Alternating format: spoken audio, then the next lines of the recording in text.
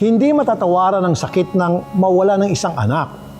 Ito ang pagluluksang pinagdadaanan ni Police Captain Fatima Lanuza sa mahabang panahon. Ngayon, unti-unti siyang bumabangon sa pamamagitan ng isang proyekto na nagbibigay daan para siya ay magpakananay sa iba na nangangailangan. September 2016, yun yung huling pasok ko ng simbahan. Kasi intentional. Yun na yung huling simba ko na wholeheartedly. And kasi yung huling araw na, ihahatid ko yung anak ko sa simbahan. Siguro this time is a reminder sa akin to finally surrender na po si Tam-Tam. Sa lahat ng mga nanay po na nawalan din ng anak. It's high time that we let go and let God. Maraming nabigla, naluha at naantig sa pagbabahaging ito ni Captain Fatima Lanuza sa 7 Last Wards noong Biyernes Santo. Bilang Deputy Chief of Police sa Libmanan, Camarines Sur, kilala si Captain Fatima na matikas, matatag at palaban. Bravo ba open ang Zoom natin sa meta? Ngunit sa pagkakataong yun, hindi na niya naikubli ang sakit na isang dekada na niyang iniinda. Ang sakit ng mawala ng anak. Babae, narito ang iyong anak. Ito ang ikatlo sa 7 huling salita ni Jesucristo bago tuluyang pumanaw sa krus. Ang salita na na-assign kay Captain Fatima noong Semana Santa. September 23, 2012, isinilang ni Captain Fatima si Lindley Faitam na binigyan nila ng palayaw na Tam-Tam. Malusog, malambing at mahilig itong kumanta at sumayaw. Clingy rin si Tam-Tam, lalo sa kanyang kuya Pio. August 2016, may magandang balitang dumating. Meron akong Malacanang Award dapat for Malacanang for the Metrobank's Country's Outstanding Police and Service. Kasi out of hundreds na entry, 20 lang kaming kinuha, the entire Philippines. Nagdiwang pa ang kanyang buong pamilya. Kasama pa nila si Tam-Tam nang manalangin bilang pasasalamat. While waiting dun sa result, nagkaroon ako ng idea yung parang I'm gonna make it. During that time, may pilgrim sa parting, I think it's Libon. May simbahan kami pinupuntahan taon-taon yan with the entire family. Pumunta kami doon, nagsimba kami, and then pakasimba, pumunta kami ng dagat. And then from dagat, nagsimba kami is 6 in the morning, and then 10 na sa dagat na kami. 2 p.m., bumiyahe na kami puntang Albay sa Mayon Rest House. Malamig talaga yung klima doon, yung weather. Punong-puno ng galak ang lahat sa pagkilala kay Captain Fatima. Makalipas ang ilang oras, nakatanggap siya ng di pangkaraniwang tawag. Si Tam-Tam nilalagnat. Nung panahong yun, nasa Naga na siya, habang nasa bayan ng Bato ang kanyang pamilya. Subalit, hindi siya basta-basta makauwi dahil sa tawag ng tungkulin. Nakapasok siya ng hospital sa isang private hospital.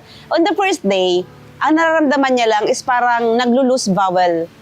So, ang diagnosis is amoeba colitis. So, to my mind, ay okay lang kahit di ako makapunta ng hospital. Anyway, amoeba colitis lang naman, to my mind. So, ayan, sila pa din yung bantay, yung miyaya pa din yung bantay, yung ate, yung kapatid ko pa rin yung bantay, sila si mama yung bantay, wala ako. Umabot pa ng 3 araw sa ospital si Tam-Tam at lumala pa ang kanyang kondisyon.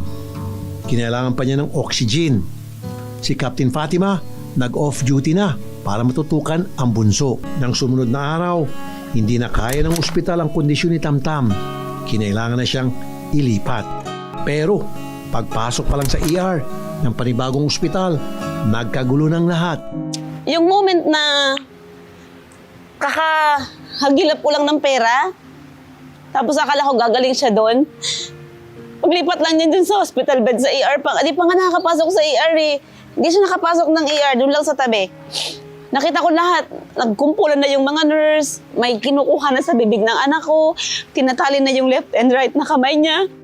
Ang policewoman na sanay sa gulo at bakbakan, bigla na lang nawala ng tapang habang pinagmamasdan ng kanyang anak na unti-unting nilalagutan ng hininga. Matapos ilibing si Tam-Tam, Tila namulat si Captain Fatima sa dami ng kabataang idinudulog sa kanilang tanggapan. Isang araw, umuwi na lang siya na may bitbit na mga bata. Pagdating ng pasukan, sa tulong ng kanyang opisina, naglunsad din siya ng kabi-kabilang programa para sa mga kabataan sa kanilang lugar. Sa loob ng isang dekada, maraming napabilib si Captain Fatima sa kanyang advokasya.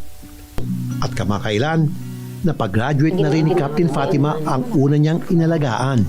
Maging ang kanyang mga kapwa-pulis na engganyo na sumuporta sa kanyang proyekto. Subalit, aminado si Captain Fatima parang may kulang.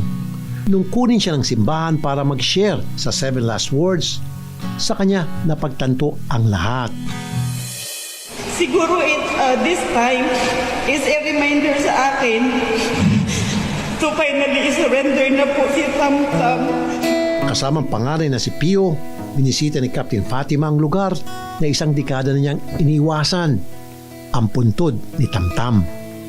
Dito, pinalaya na rin niya ang sakit at panunumbat ng konsensya na kanyang dinala sa napakatagal na panahon.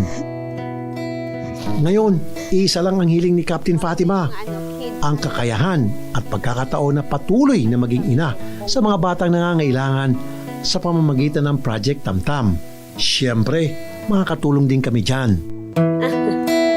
Halika na, baby. Pero teka, meron pa kaming sorpresa. Isang sulit at swak na bakasyon para sa kanilang pamilya.